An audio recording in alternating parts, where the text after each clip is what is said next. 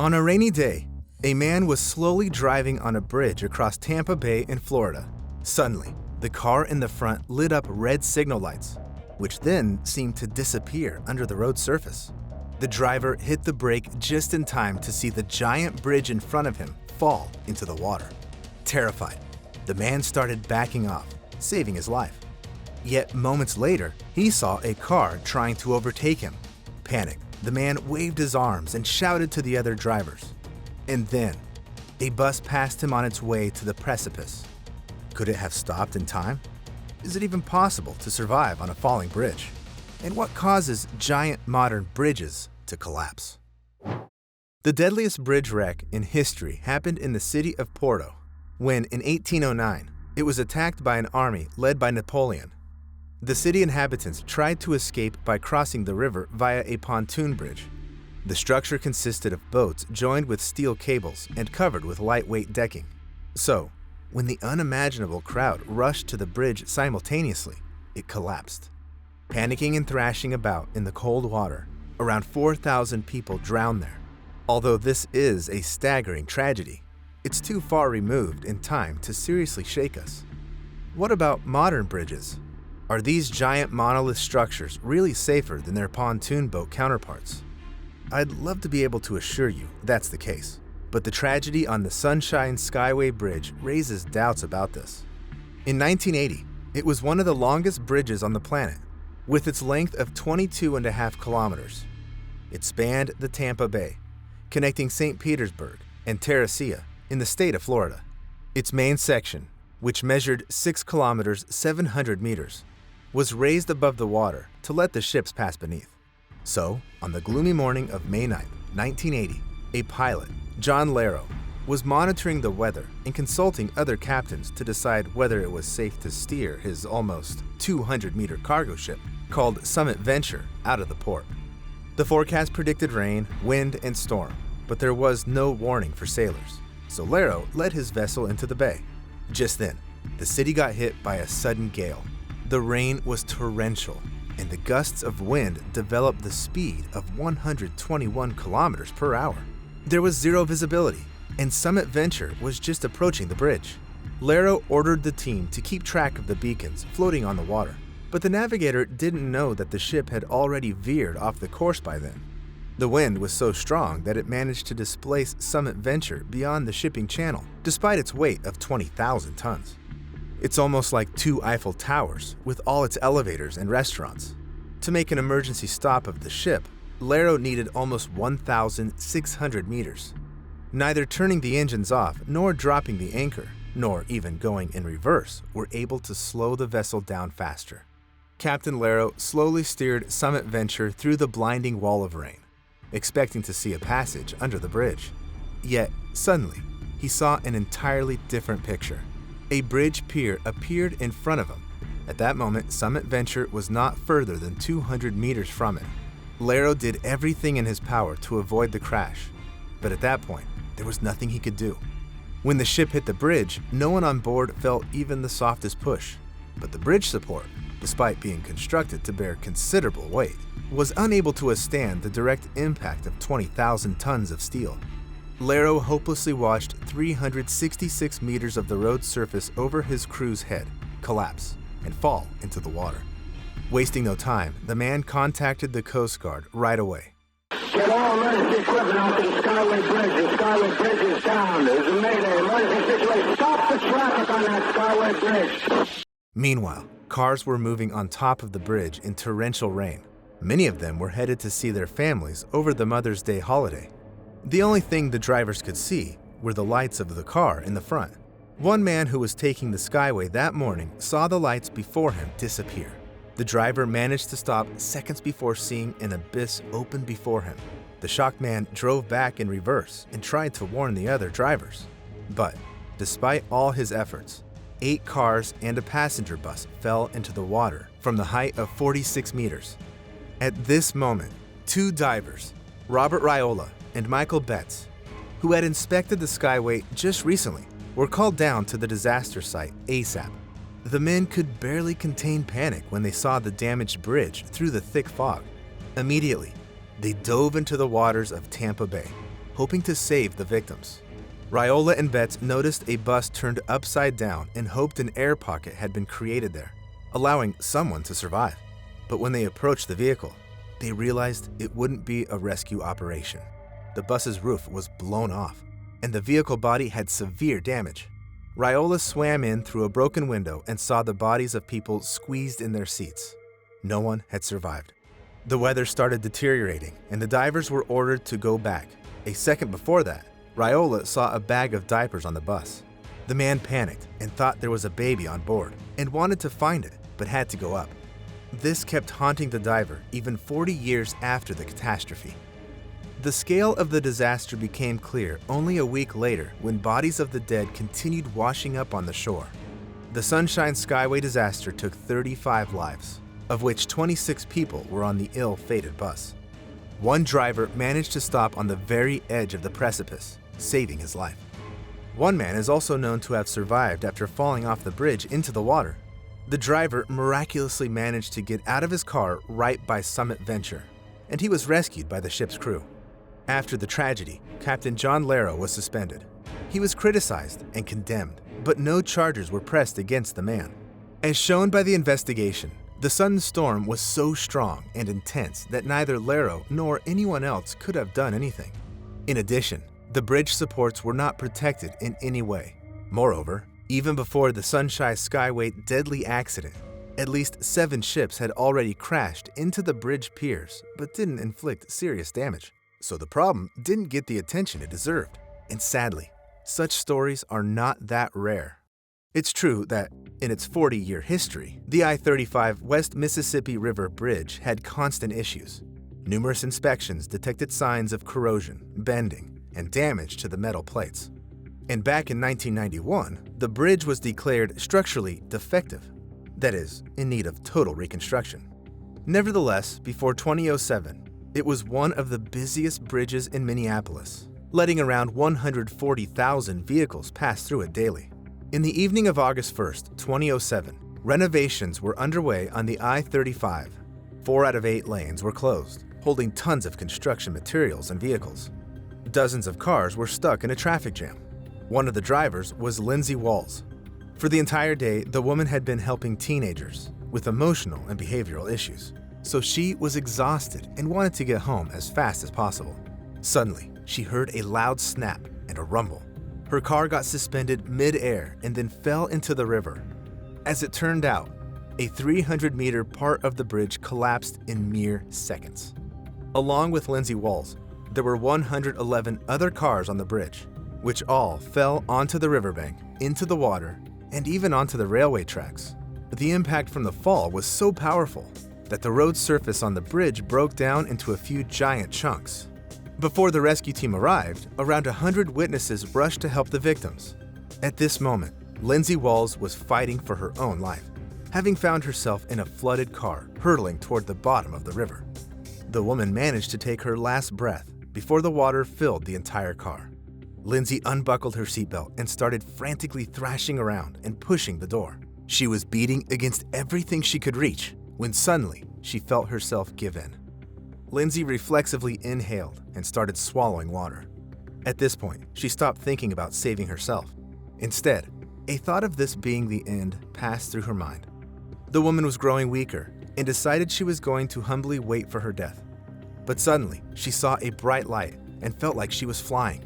Lindsay's eclipsed mind managed to work out that she had gotten out of the car, and the woman started swimming with the last of her strength until she reached the surface. She was too shocked to understand what was going on around her, and it was a real hell. Rescuers, divers, and the locals were trying to reach as many as they could. All those who had fallen into the water got stuck in destroyed cars or were stranded on the edge of the ruined bridge. In the soup of concrete and steel was a school bus. That evening, its driver, Kim Dahl, was taking children home from a water park, and her son and daughter were on the bus too. The collapse was so sudden that none of the passengers even realized what was happening. The vehicle was thrown up into the air and then hit something repeatedly before ending up on a piece of the shattered bridge.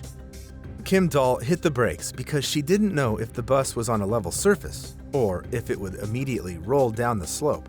And this decision saved her and everyone else's lives, because the bus could have slid into the river at any moment. Furthermore, in front of the vehicle was a burning truck that could have exploded at any moment. The children were crying and screaming, but the driver had no way of calming them down. Instead, she told everyone to leave the bus immediately through the back door. But Kim's daughter didn't want to leave without her mom. Doll insisted, knowing she might never step out of that bus and see her children again. Nevertheless, a Red Cross team that accidentally reached the place before the rescue squad arrived was there just in time to help Kim Doll and the kids. Still, the woman sustained severe injuries, had countless operations, and was forced to leave a job she loved. Overall, 145 people were injured, and 13 victims died in the aftermath of the disaster. The society was horrified and mourned the deceased, but it also demanded answers. The first suspects were corrosion and rust, which were repeatedly found during inspections. Yet a detailed investigation revealed the shocking truth. The I-35 bridge had glaring mistakes in its very project, and no one had noticed it for 40 years. As it turned out, the plates supporting the bridge beams were twice as thin as they needed. The increased traffic and the addition of a new road surface accelerated the plate's deformation. And the last straw was 260 tons of construction materials that were on the bridge that day. Still, the tragedy could have been avoided. A year before it happened, the inspectors who assessed the bridge said the entire structure had to be replaced. But the officials responsible for it decided it was too expensive. And the horrifying truth is that money is often the stumbling block when it comes to bridges in an emergency condition threatening human lives. This was something the citizens of Genoa in Italy had to experience personally. One of this city's notable landmarks was Ponte Morandi, a bridge built right over people's houses in 1967. The structure had a length of 1,182 meters and a height of 45 meters, and 3 tall towers that helped hold the road surface. Ponte Morandi was part of a tourist route leading to France, which was why it was popular and constantly busy. On the morning of August 14, 2018, a storm reached Genoa. Torrential rain started pouring, and a flash of powerful lightning even hit the bridge. But when the bad weather had passed and the city was caught in the thick fog, the unthinkable happened. Ponte Morandi collapsed, along with dozens of cars and passengers. 210 meters of the bridge span and a support tower fell into the river and onto the city streets. Astounded witnesses started calling the emergency services, and at first, the rescuers couldn't believe what they heard. Still, almost immediately, hundreds of specialists arrived at the site of the tragedy, and the bone-chilling news flew around the city. People started calling their loved ones to make sure they were okay. Egla Posetti knew her sister Claudia's entire family had been planning to go on a holiday that day. The woman started worrying when she found out about the bridge collapse and called her sister, yet there was no answer. Posetti thought Claudia might be driving, so she called her husband, Andrea, but his phone was also silent. And then, the woman started fearing the worst. Her sister and her partner had their 2 children with them, 16-year-old Camila and 12-year-old Manuela.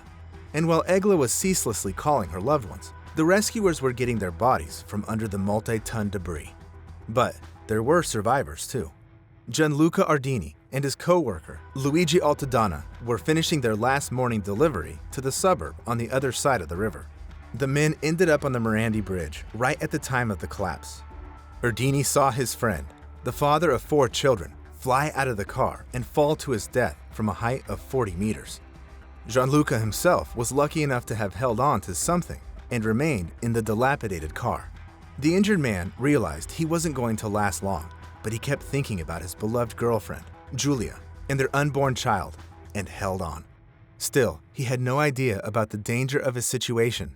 The man's car was stuck right above the abyss, with only wires and rubble to hold it. It took the rescuers a few hours to get him. It later turned out Ardini's shoulder was seriously injured. But despite that, he stubbornly clung to the damaged car so as not to fall. One of the rescuers called his girlfriend Giulia and informed her that Gianluca Ardini miraculously survived, thinking about her and their child. Yet far from every story ended with a rescue that day. Italy declared mourning when it became known that 43 people had died. But apart from mourning, the tragedy also caused indignation.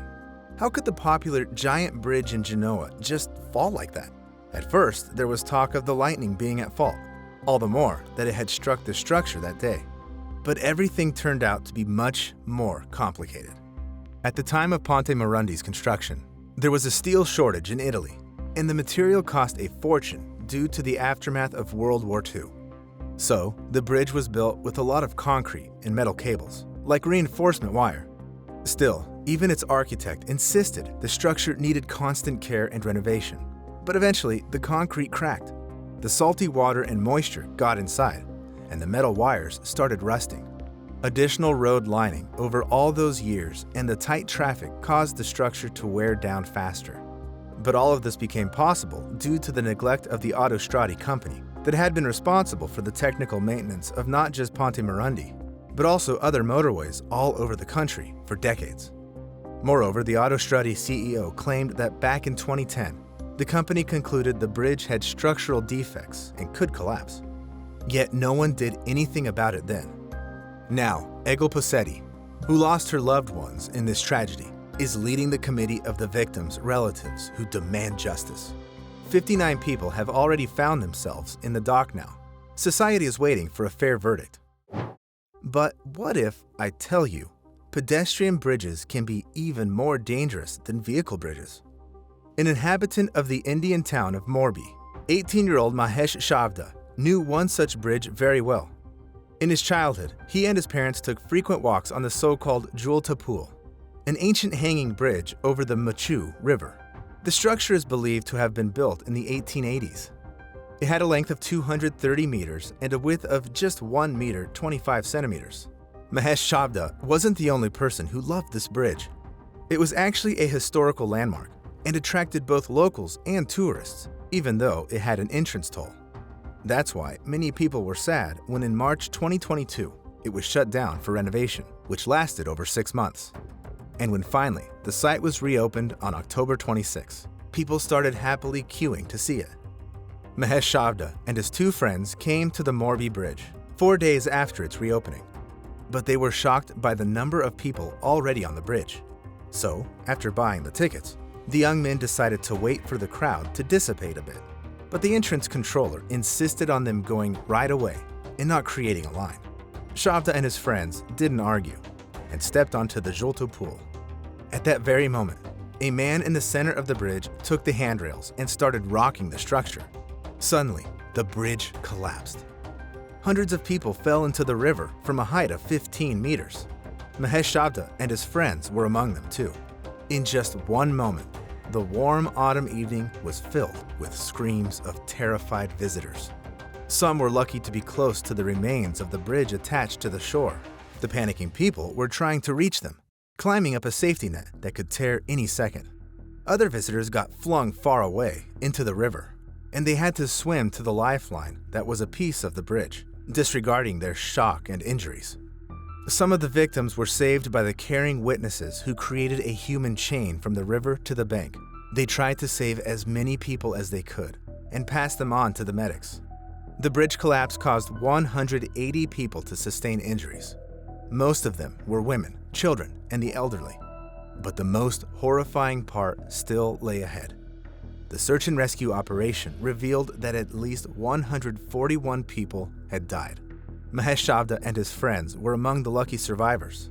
Still, he, as well as his fellow country citizens, wanted to know how the Morbi Bridge could have collapsed 5 days after its renovations and the CEO's promise that the structure was safe for another 15 years. One of the visitors rocking the bridge was the tip of the iceberg. More importantly, on that tragic day, Julta Pool was crowded like never before. According to the safety regulations, no more than 100 to 150 people were supposed to be on the bridge at the same time. And just before the collapse, there were at least 500 people. The cashier was supposed to control the number of visitors, but since the tickets cost money, he was interested in letting more people on. Nevertheless, the investigation found the main cause of the Morbi Bridge collapse, which would have caused a catastrophe sooner or later. As it turned out, the decking was replaced in the renovation, but the old rusty cables holding the entire structure together were not. And the cables couldn't sustain the weight of the new decking, as well as that number of people. The police arrested 9 people with ties to the company responsible for the bridge maintenance. But even if they are punished to the fullest extent of the law, it won't bring the victims back from the dead. And what's even more horrifying is how many more such tragedies can still happen all over the world. In the US alone, around 235,000 bridges need urgent renovation, and over 45,000 have structural defects, that is, requiring full reconstruction. The worst thing is, these defective bridges allow for 178 million journeys every day. And what is the situation in other countries? And how long do we have before another bridge collapses? Maybe it's happening somewhere right now. How many critical condition bridges do you think you've crossed in your life? Write your stories in the comments and hit the thumbs up if you like our videos.